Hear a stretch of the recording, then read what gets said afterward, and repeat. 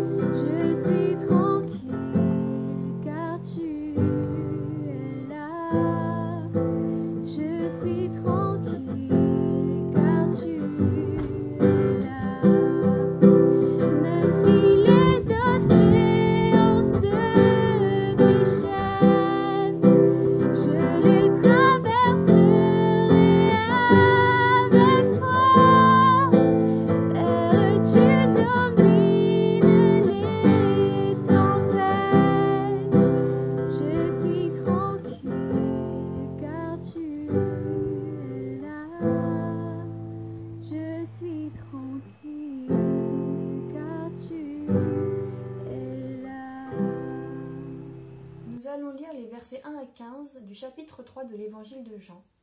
Jésus lave les pieds de ses disciples.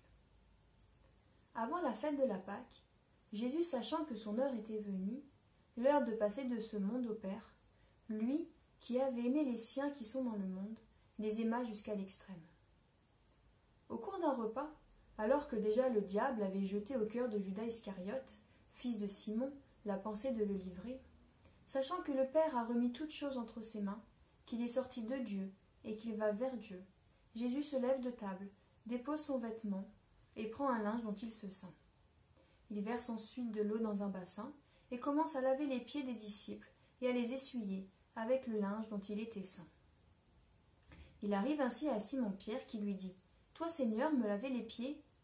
Jésus lui répond, « Ce que je fais, tu ne peux le savoir à présent, mais par la suite tu comprendras. » Pierre lui dit, « Me laver les pieds à moi, jamais. » Jésus lui répondit, « Si je ne te lave pas, tu ne peux pas avoir part avec moi. » Simon-Pierre lui dit alors, « Seigneur, non pas seulement les pieds, mais aussi les mains et la tête. » Jésus lui dit, « Celui qui s'est baigné n'a nul besoin d'être lavé, car il est entièrement pur.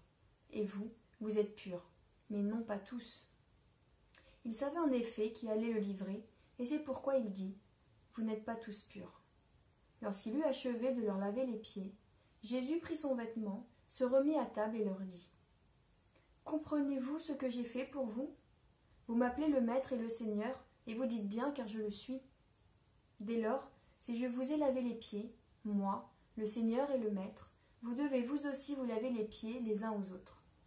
Car c'est un exemple que je vous ai donné, ce que j'ai fait pour vous, faites-le vous aussi. » Bonsoir à tous et à toutes. Bienvenue encore à notre culte jeune pour ce Jeudi Saint 2020. J'espère que votre semaine de Pâques se passe bien, malgré le confinement du coronavirus. Pour vous accompagner dans ce moment particulier, même très particulier, je vous propose là une petite méditation sur le passage de Jean 13 que Véronique vient de lire quand Jésus lave les pieds de ses disciples. Pour commencer, rappelons-nous déjà du contexte de notre récit. Alors, le contexte, Jésus est à Jérusalem avec ses disciples et il partage son dernier repas la veille de sa mort, un moment qui est raconté dans les 4 évangiles, comme la plupart des épisodes de la semaine dite sainte. Ce qui est particulier dans cette version de Jean, par rapport aux 3 autres évangiles, c'est le récit du lavement des pieds, justement, car Matthieu, Marc et Luc ne le racontent pas. Dans leur version du dernier repas de Jésus, ces 3 auteurs évangéliques racontent plutôt le moment où Jésus offre à ses disciples le pain et le vin, en faisant le lien avec son corps et son sang. Événement particulièrement pertinent pour notre foi chrétienne, mais qui n'existe pas dans notre passage en Jean. D'ailleurs, en l'absence de la scène prise avec vous ce soir au temple, nous allons faire mémoire de la mort de Jésus chez nous en famille, en mangeant et en buvant à notre table pour le repas du soir, un peu comme dans ce récit de Jeudi Saint en Matthieu, Marc et Luc. Revenons à notre passage de Jeudi Saint en Jean 13, qui est très riche à plusieurs niveaux, parfois un peu compliqué à comprendre, comme par exemple sur la question du déroulement chronologique des événements dans la semaine précédant la résurrection de Jésus. Je ne vais pas soulever maintenant toutes ces questions intéressantes, mais pour moi, elles sont secondaires, sauf une que je trouve particulièrement intéressante et pertinente. C'est le fait que dans les 3 évangiles synoptiques, le dernier repas de Jésus se passe dans le cadre du Seder de Pessah ou un dîner de la Pâque juive, ou le dîner de la Pâque juive plutôt. D'ailleurs, les Juifs du monde entier ont partagé le repas de Pâques hier soir ou ce soir en famille, comme ils le font depuis leur libération de l'esclavage en Égypte, bien avant l'époque de Jésus. Donc, en ce moment, nous sommes vraiment en communion avec les Juifs du monde entier, nos frères aînés dans la foi, dont l'apôtre Paul a écrit dans son épître aux Romains. Et je cite, « Oui, je souhaiterais être anathème, être moi-même séparé du Christ pour mes frères, ceux de ma race selon la chair, eux qui sont les Israélites, à qui appartiennent l'adoption, la gloire, les alliances, la loi, le culte, les promesses et les pères. eux enfin de qui, selon la chair, est issu le Christ, qui est au-dessus de tout, Dieu béni éternellement. Amen. Dans notre récit de l'évangile de Jean, par contre, il est écrit au verset 1 que le dernier repas de Jésus a lieu juste avant le début de la fête de Pâques, ce qui pourrait indiquer que quand il a été crucifié, quand Jésus a été crucifié le lendemain, après son dernier repas, sa mort a eu lieu à peu près en même temps que le sacrifice de l'agneau pascal au temple. Au-delà du timing exact de ces deux événements proches, leur occurrence parallèle pourrait nous rappeler des paroles prophétiques de Jean-Baptiste au chapitre 1. Quand il voit Jésus et s'exclame, et je cite, « Voici l'agneau de Dieu qui enlève le péché du monde ». Fin de citation, ou bien les paroles de Jésus lui-même, quand il prend le pain et le vin. Vous connaissez bien l'histoire. Lors de son dernier repas dans les évangiles de Matthieu, Marc et Luc, « Ceci est mon corps donné pour vous. Cette coupe est la nouvelle alliance en mon sang versé pour vous. » Fin de citation. Puis, dans notre passage de l'évangile de Jean, la suite du verset 1 pose le fondement de ce sang versé pour nous, ainsi que celui du lavement des pieds, qui manifeste bien évidemment l'amour de Jésus. Je cite la fin du premier verset de notre passage. Jésus, qui avait aimé les siens, qui sont dans le monde, les aima jusqu'à l'extrême. Cet extrême se réfère probablement au lavement des pieds, quand Jésus savait bien qu'il allait mourir prochainement. Ceci dit, cette fin du verset 1 est prophétique aussi, car ce qui est vraiment extrême, c'est sa mort elle-même et surtout son amour en arrière-plan. Théophylactus, archevêque byzantin du XIe siècle, a commenté ce premier verset de Jean 13 en écrivant, et je cite, « Notre Seigneur, sur le point de quitter ce monde, veut nous faire connaître l'amour qu'il avait pour les siens. » Fin citation. On pourrait dire que le sacrifice sans l'amour est barbare, mais le sacrifice avec l'amour est passionné et extravagant. La plupart d'entre nous diraient que le lavement des pieds sans l'amour est une corvée. Mais avec l'amour, ce service devient un honneur.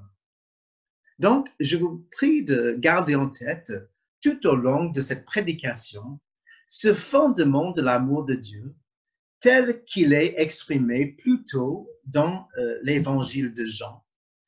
Dans ce passage que vous connaissez très bien, Jean 3, 16, je cite, « Dieu a tellement aimé le monde qu'il a donné son Fils unique, pour que tout homme qui croit en lui ne périsse pas, mais ait la vie éternelle. » Revenons alors à notre passage dans le chapitre 13, qui pose plusieurs questions théologiques, parfois un peu complexes.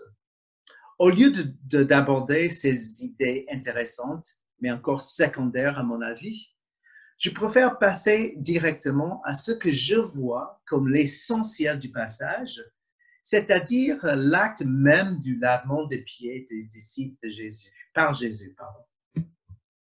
Historiquement, cette pratique était répandue en Israël à l'époque de Jésus, car on marchait beaucoup en sandales, tout simplement.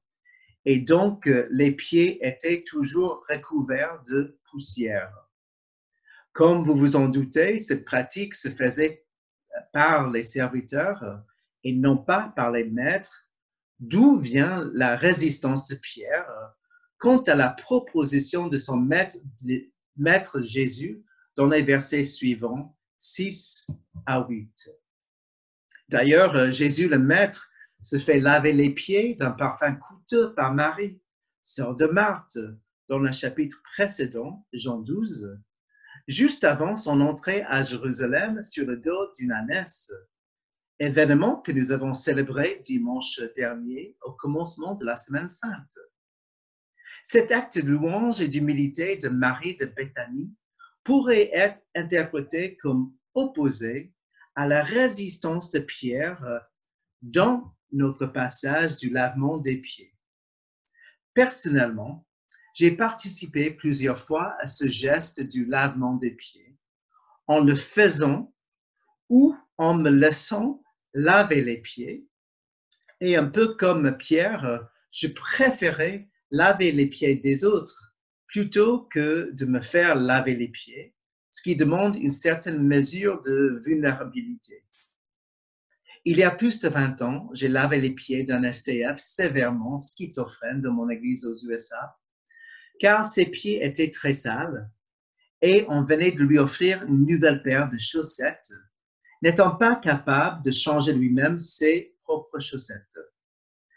Des années après, j'ai vécu un peu la même chose au Mozambique.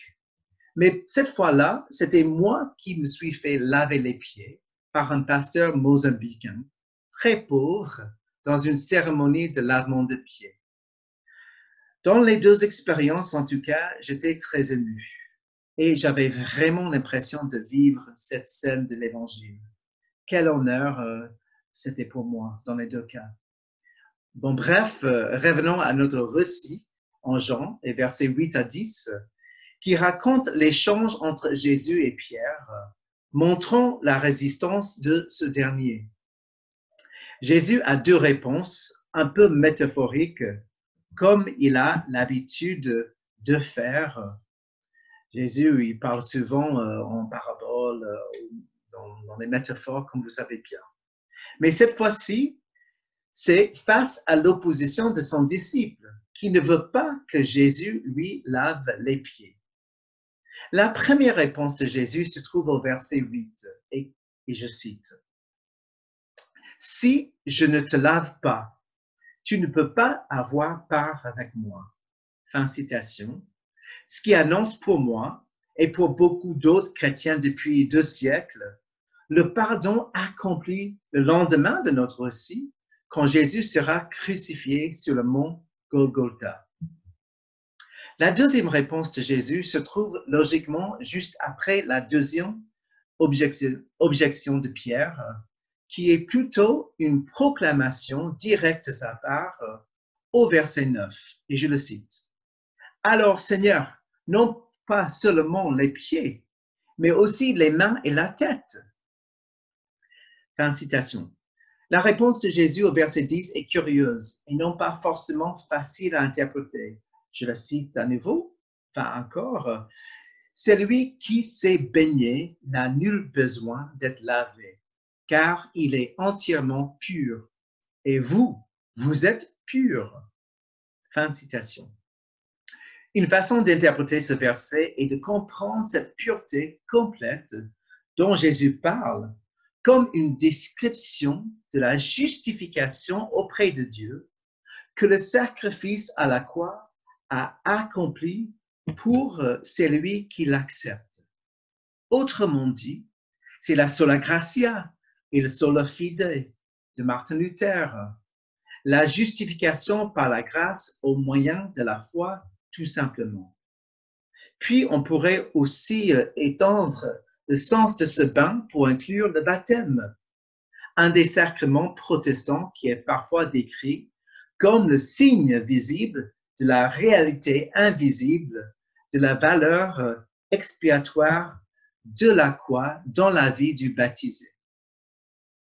Après, la suite logique est de se poser la question de savoir si Pierre, en tant que disciple de Jésus, n'a pas besoin d'un lavement plus entier, pourquoi a-t-il besoin d'un lavement des pieds? La réponse sous-entendue est liée à cette justification totale et verticale envers Dieu que Jésus a accomplie en étant crucifié pour nos péchés. Ce qui fait que nous sommes déjà lavés entièrement. Malgré cette purification complète, spirituelle aux yeux de Dieu, nous avons toujours besoin de l'aide de Dieu pour le vivre progressivement. Certains théologiens appellent ce processus de vivre la pureté la sanctification de nos vies, ou des vies transformées par la présence de l'Esprit Saint, afin de faire les œuvres du royaume de Dieu sur terre. On peut dire aussi que les œuvres du royaume se résument dans cet acte du lavement des pieds, qui pourrait se comprendre comme le service humble les uns envers les autres. Au verset 14, vers la fin de notre passage, Jésus y fait référence quand il dit, je cite, « Dès lors, je vous ai lavé les pieds, moi le Seigneur et le Maître. Vous devez vous aussi vous laver les pieds les uns aux autres. » Dans notre passage, je vois la mise en œuvre de ce commandement de Jésus quand je pense à Brigitte et Dominique Lemaire et l'équipe du diaconat qui continuent à faire la distribution alimentaire aux plus nécessiteux malgré les risques du coronavirus, tout en respectant les consignes de protection venant du gouvernement, bien évidemment. Bon, j'ai vu aussi la mise en œuvre du lavement de pieds il y a un mois, quand les jeunes de notre paroisse ont préparé un repas de grande qualité pour nos amis de la rue à Argenteuil. Et je vois sa mise en œuvre actuellement, quand ces mêmes jeunes se retrouvent virtuellement chaque semaine pour prier les uns pour les autres. Dans le monde, je vois aussi sa mise en œuvre, de loin bien entendu, par les équipes médicales dans les hôpitaux, les cliniques, les maisons de retraite. C'est bien le cas pour l'EHPAD de Bois-Quillon, où nous ne pouvons plus nous retrouver pour faire nos cultes, mais seulement passer des coups de fil pour encourager ses amis âgés et parfois handicapés. Puis enfin, j'entends sa mise en œuvre tous les soirs à 20h, quand mes voisins sortent sur leur balcon et dans leur jardin pour applaudir pendant quelques instants ces mêmes équipes médicales. Comment peut-on alors mettre en œuvre davantage ces pratiques, chacun de nous, aujourd'hui, dans nos vies, et même dans ce contexte très particulier du confinement du coronavirus? Pour moi, personnellement, la question se pose dans un autre contexte très particulier, car nous venons d'accueillir à la maison, il y a 2 semaines, une petite Chloé, notre deuxième fille. Et même si c'est un sujet d'une très grande joie, c'est un nouveau rythme de vie avec plusieurs défis, bien entendu. Donc, je cherche quotidiennement comment je peux laver les pieds, non seulement de Chloé, mais aussi de sa maman, Lise, et de sa grande sœur, Abby, que vous connaissez tous. Personnellement, je crois que ce commandement de Jésus s'applique à nos familles avant tout. Quand Jésus a dit d'aimer ton prochain comme toi-même, il n'y en a pas de plus proche que la famille, pour beaucoup d'entre nous, en tout cas. Donc, servons nos familles pendant ce confinement de coronavirus, en faisant, par exemple, attention de ne pas faire trop de bruit quand d'autres dorment ou travaillent, ou bien en cachant un peu partout dans la maison des petits papiers avec des messages d'amour et d'encouragement, ou en faisant des tâches ménagères, même ceux qui sont les moins agréables, pour vivre concrètement l'aspect de l'humilité dans ce geste du lavement des pieds. Laver des pieds de ceux qui sont en dehors de la famille, par contre, est devenu un peu plus compliqué ces derniers temps, depuis le confinement, n'est-ce pas? Mais il reste encore des façons de servir ses voisins, ses collègues de travail, ses amis, Et le moyen le plus important pour moi est de prier pour eux. Je crois profondément que la prière est l'expression la plus efficace de montrer l'amour de Dieu à quelqu'un, même en dehors du confinement du coronavirus. Les gens ont tellement besoin de l'amour, la sagesse, la protection et la paix du Seigneur, surtout en ce moment. Et la prière est la façon la plus sûre de transmettre ces bénédictions autour de nous et dans le monde, n'est-ce pas? En plus de la prière, nous avons toujours des possibilités de laver les pieds des autres en passant un coup de fil aux collègues qui souffrent de solitude, ou en livrant un repas chez un voisin malade, ou en envoyant une carte à un paroissien pour son anniversaire, par exemple. Quant à notre famille, notre façon de laver les pieds de nos voisins en ce moment est de leur déposer dans les boîtes aux lettres, de faire part de naissance de notre fille pour nous annoncer la vie et l'espérance pendant ce moment d'inquiétude, de maladie et parfois de mort.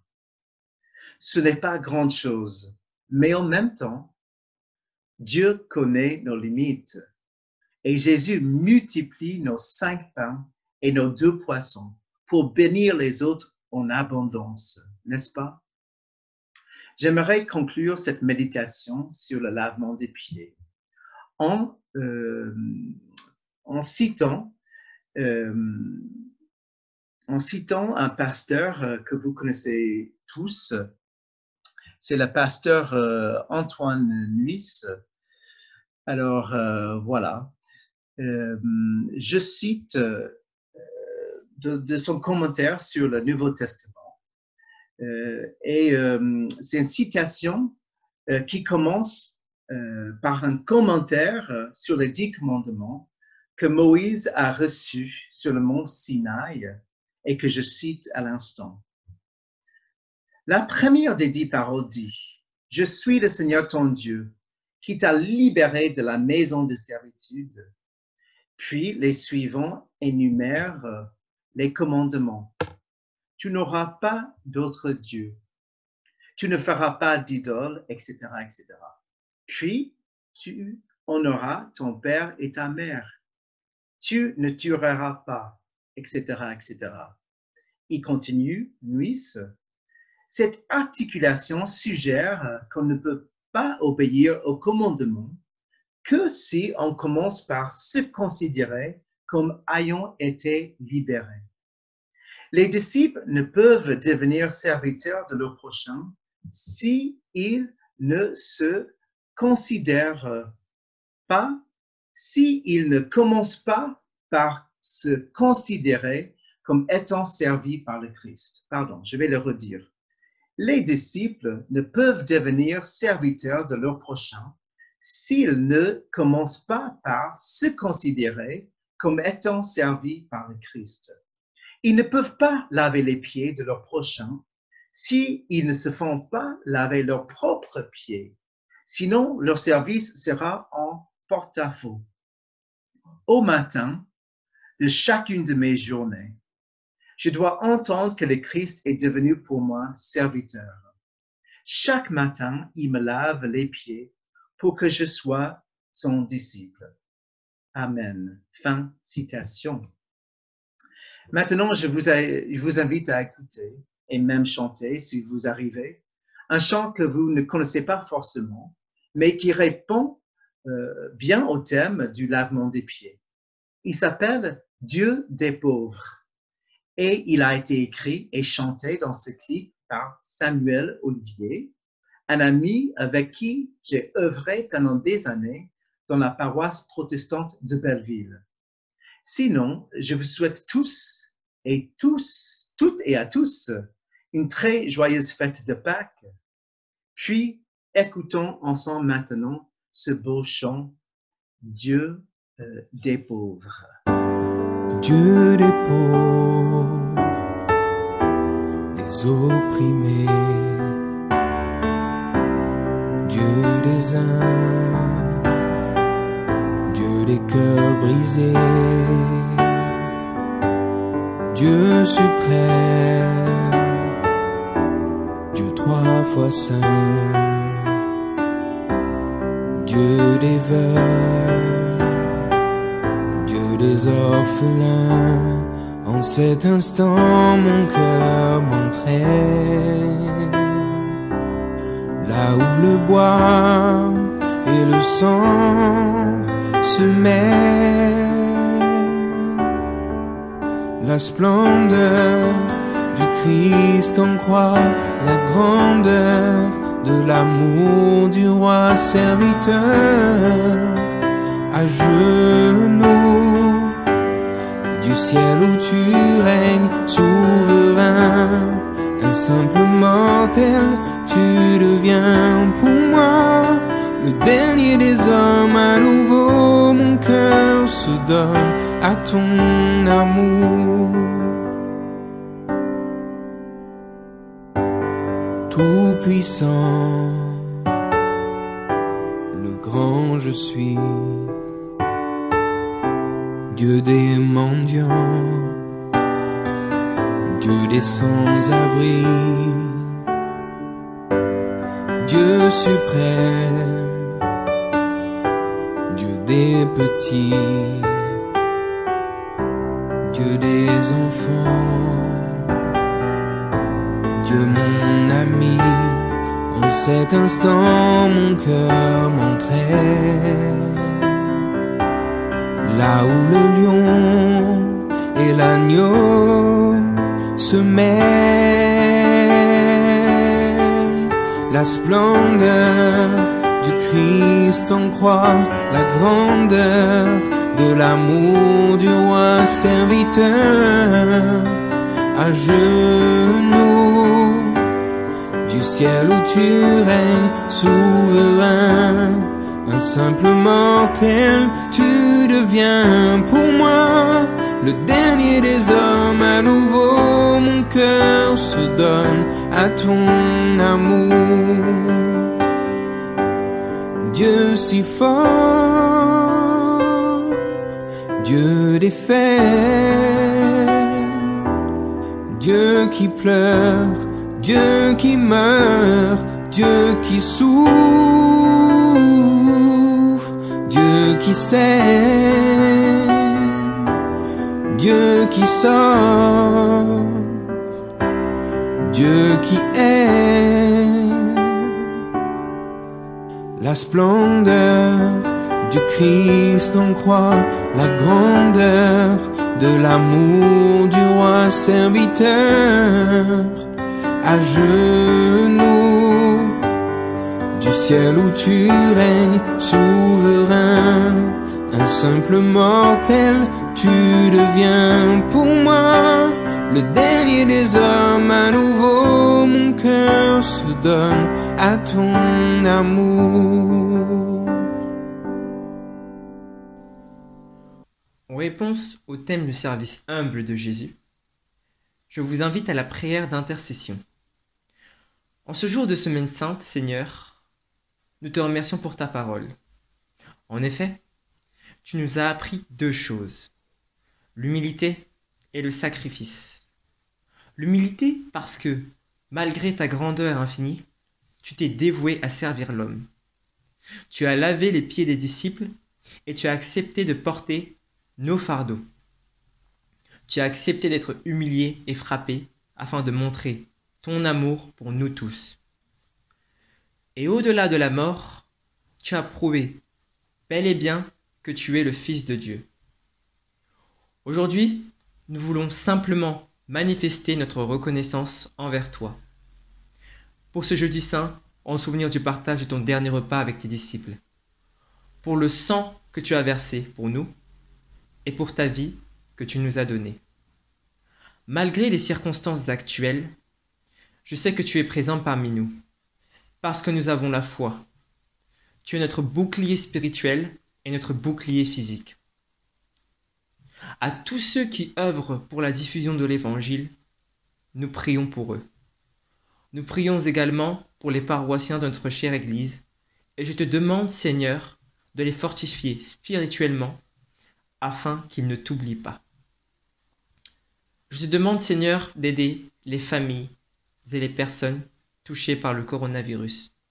Que cette maladie ne les empêche de te louer et de proclamer ta grandeur, car nous savons que tu les guériras. Je vais passer maintenant à la prière du Notre Père. Notre Père qui es aux cieux, que ton nom soit sanctifié, que ton règne vienne, que ta volonté soit faite sur la terre comme au ciel. Donne-nous aujourd'hui notre pain de ce jour. Pardonne-nous nos offenses, comme nous pardonnons aussi à ceux qui nous ont offensés. Et ne nous laisse pas entrer en tentation, mais délivre-nous du mal, car c'est à toi qu'appartiennent le règne, la puissance et la gloire, pour le siècle et des siècles. Amen. Chantez avec nous le célèbre cantique « Grâce infinie ».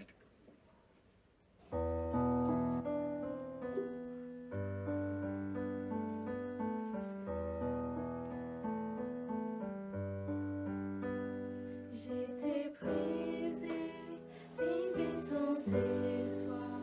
Ta grâce m'a trouvée, m'a restaurée.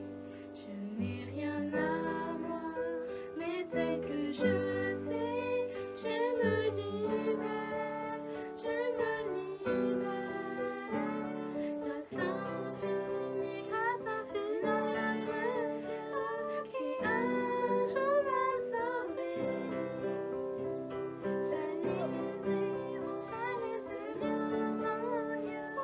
Quand tu m'as trouvé, et maintenant je vois l'amour, la grâce en tes yeux, donnant ta vie pour moi, le rameau de l'amour à la vie.